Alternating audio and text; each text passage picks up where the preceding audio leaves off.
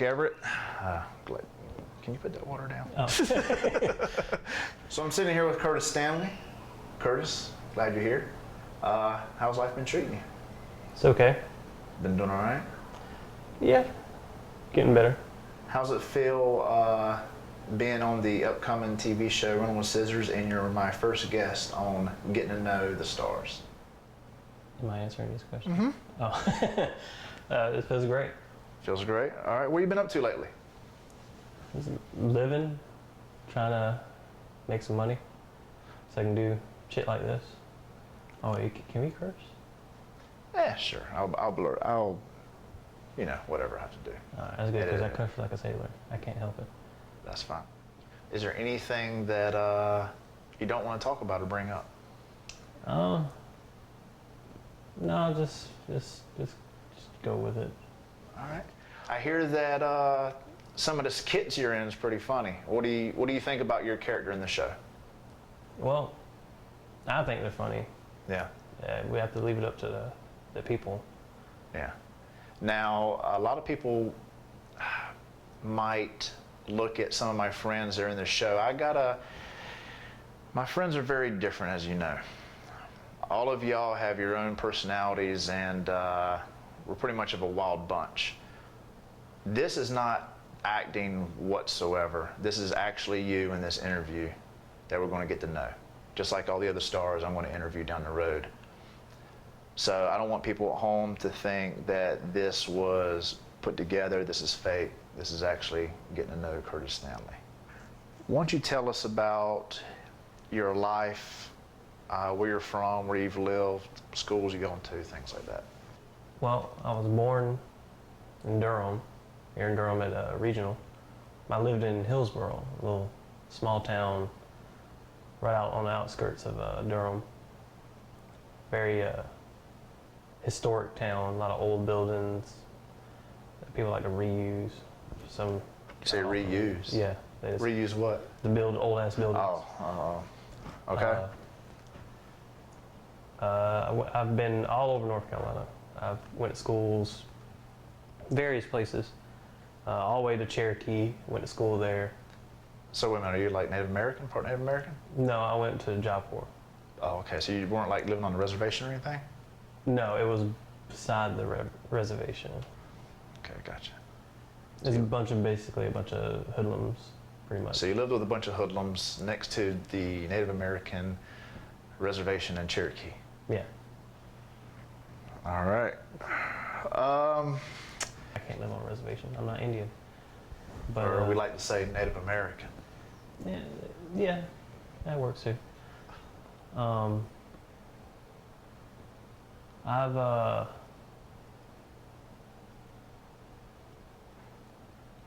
forgot what I was saying. Yeah, Job Corps. Went up there at Cherokee for a year. Went to get my GED in carpentry trade. Mm-hmm. After that, I was supposed to go to Tennessee, but I'm not going. Finished both of those classes. Went to, after I left from there, moved back down here to Hillsboro. And then lived in Hillsboro for a few years. Moved back here to Durham. And stayed here for about 2 years, working. And then I moved in with you. And that was, stayed with you for quite a while. I can't exactly remember how long. Moved back to Hillsboro with family, which was an interesting experience. Stayed in a tool shed, pretty much. Pretty much a tool shed. It's a nice tool shed though. Had outlets. Hey, it's got outlets in it. Made some friends there, interesting friends. And then moved back in with you. And here we are, make a TV show. What kind of jobs have you had since you went to Job Corps? A lot, different, mainly restaurants. What do you do now? What's your job? Make pizzas, and sell cars. You've had some bad luck with money being stolen. Tell us about those situations you got yourself into. When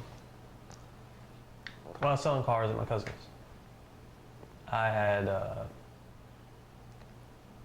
did a lot of partying. 'Cause it made all right money, and I would leave. Like when I go buy a car, I bring my bag, and then I leave all my paperwork in it, and I have my money in it, a little Ziploc, and inside of a bank slip. And one day came home, left it in there because we were about to go out, pull a little bit of money out. I didn't put it back in the safe like I should have did. That's what we got safes for, but I didn't do it. Next morning, wake up to get my money to go buy a car. Gone. Cousin broke up with his boyfriend that morning. I believe his boyfriend took it. So you had a safe in the room, but you chose not to use it. No. I was in a rush. This bag, what type of bag was it? Like a book bag? No, it's like a postman bag, I guess you could say. A mail bag. Like a purse? No.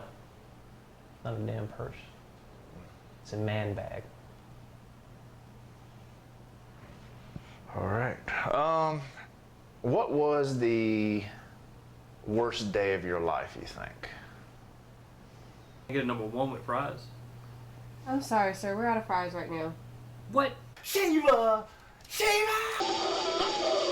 Make it stop. Make it stop.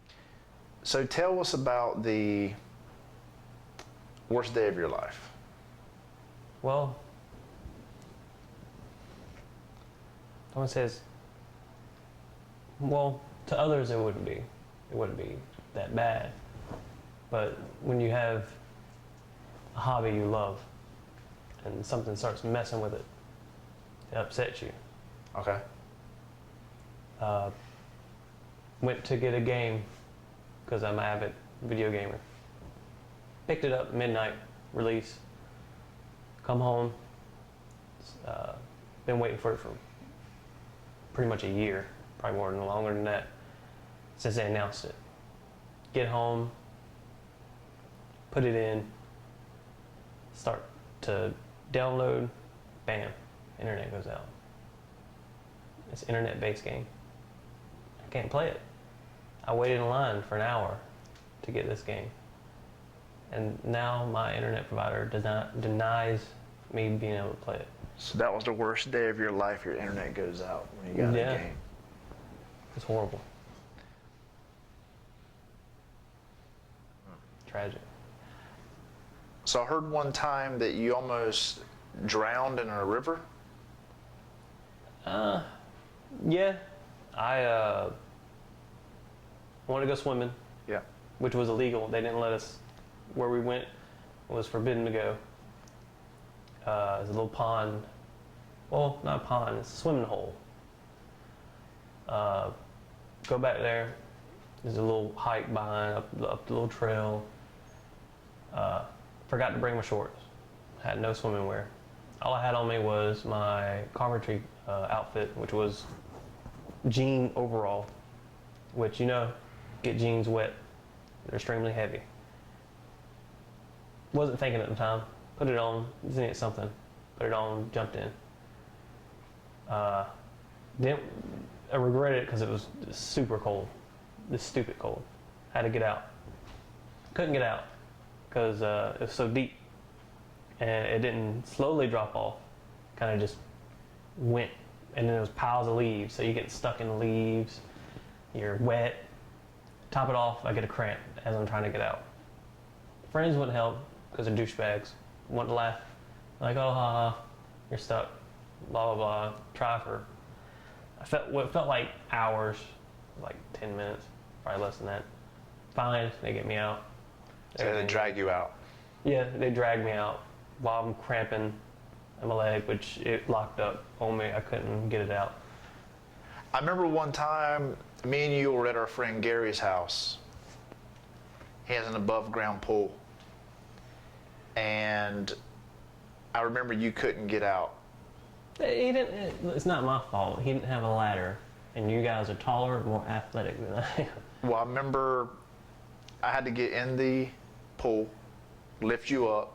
Yeah, Gary was on the deck, and he had to drag you out of the pool. I was a lot fatter back then. He just drug you like a sack of potatoes up on the deck. Yeah, which I thought was a little unnecessary. I could, if he would just let go of one of my arms, I could have pulled myself up.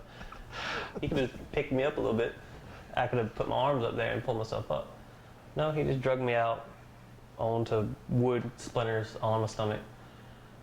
Well, I'm glad y'all did it though. At least you didn't leave me in the pool to burn to death. Well, you lived at Job Corps. Couldn't have a pet there, I guess. No. You lived with me. You haven't had any pets. No. Okay, so at the tool shed, is it okay to call it a tool shed? It's a small house. Okay. Small house. Did you have any pets there? I had a pet for about 20 minutes. 20 minutes. Yeah, 20 minutes. His name was Did you Larry. forget to feed it? No, he got killed. You said his name's Larry. Yeah. Did Larry- you kill it? No, my cousin squished him. All right, tell us about Larry. Well, it was during stink bug season. I was bored, alone. Decided to take some selfies. Stink bug was there. He seemed friendly. Hung out, took selfies together. Well, I was checking my phone after about 20 minutes, messing around, hanging out with Larry.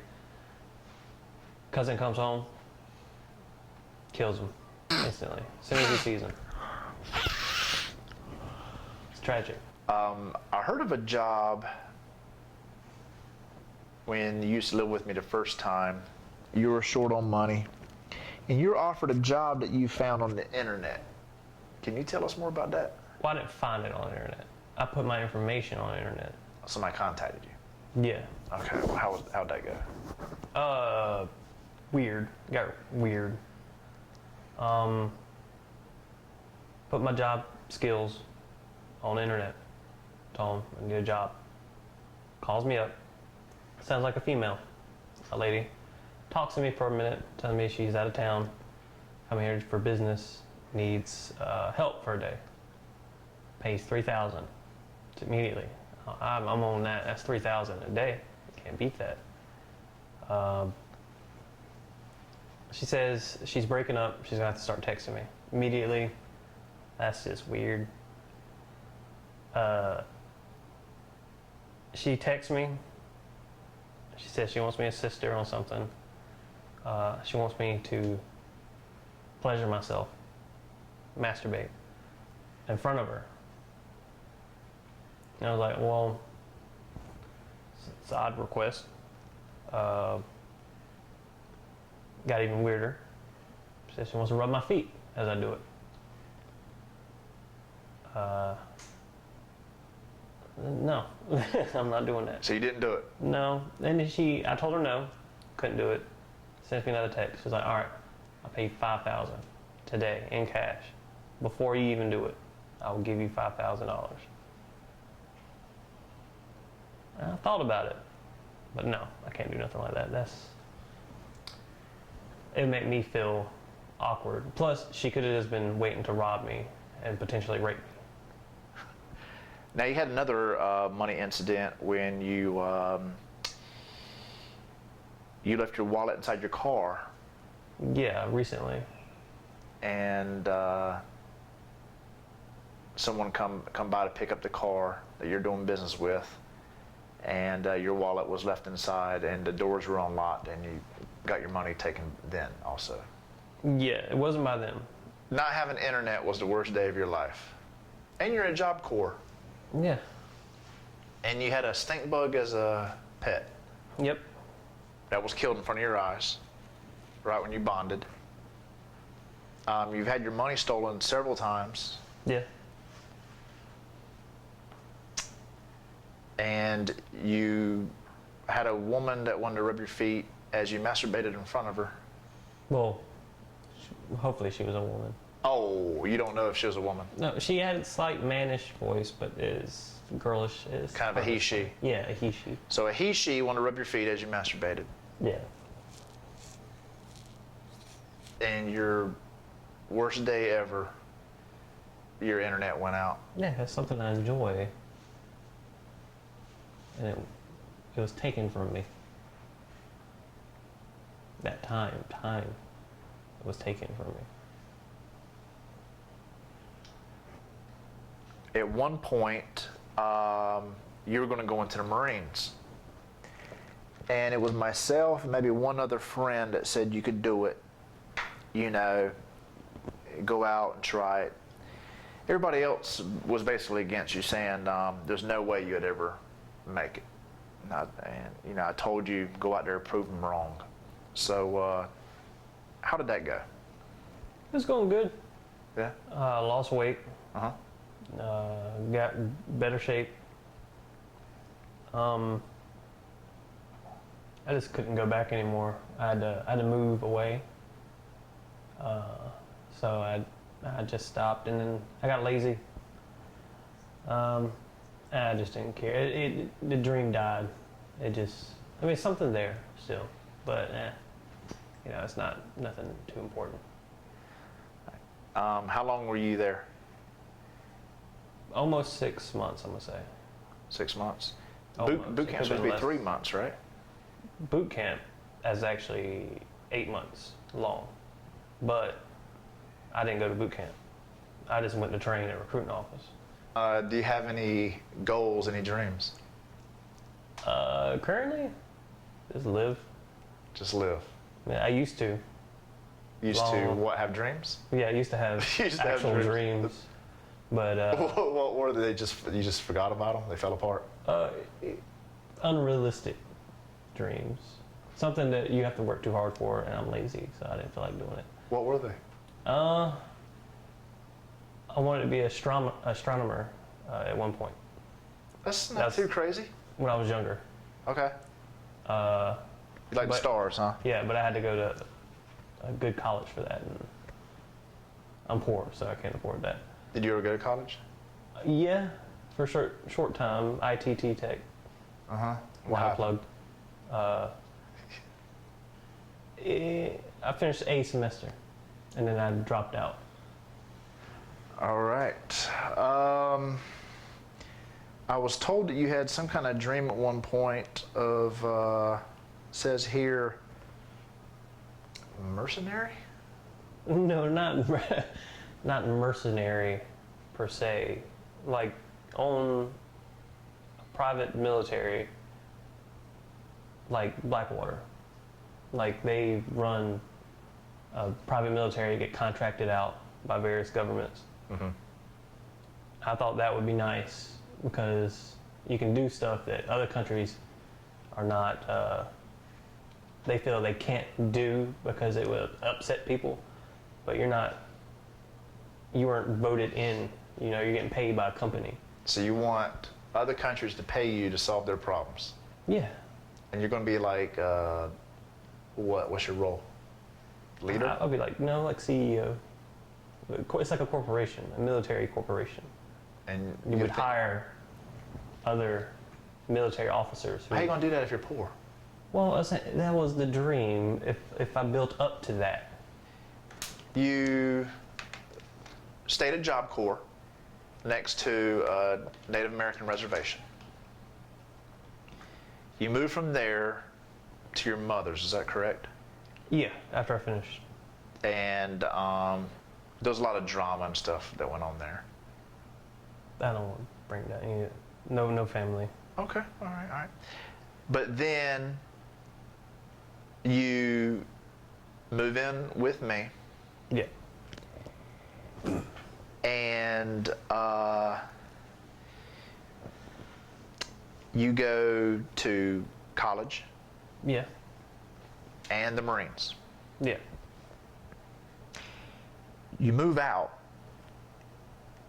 and you move into a tool shed where you sell used cars with your cousin. Yeah. Now, I know since we've been living together, you've come up with There's been some times where you say, hey, let me cook dinner tonight. I've told people some of the things you've cooked, and people don't believe me. For some reason, you have like a prison menu. You ever been to prison? No. I learned from prisoners. Learn from prisoners. I guess it's the Job Corps thing. Well, actually, yeah, there were prisoners. They were all juvenile delinquents, I guess you can call them. And what's some of these recipes that you've made? Prison casserole. And what does that consist of for viewers? Oodles and noodles, Cheetos, Lance crackers, or you can mush up, if you want meat in it, mush up Viennas. What do you like, layer it? You could layer it, yes. I can't remember the exact recipe to make it. Well, one thing that you made was you had like ramen noodles. Yeah. You had Vienna sausages on top. And in each Vienna sausage, you had stuffed it with a Cheeto. Is that like prison food? That's my recipe. Well, that's your recipe. You come up with that. Yeah. That's, you take two things, besides eating them one at a time, just put them together. Okay. It's like art. All right, well, that concludes our episode of Getting to Know the Stars. Curtis, thank you for being the first guest on Getting to Know the Stars, and I think I can speak for everyone when I say I can't wait to see more of your character on Normal Scissors. Well, hopefully everybody likes it. Yeah, I'm sure they will. All Hopefully. right, well, I appreciate you being my guest, and I'll see you on the set soon. All right.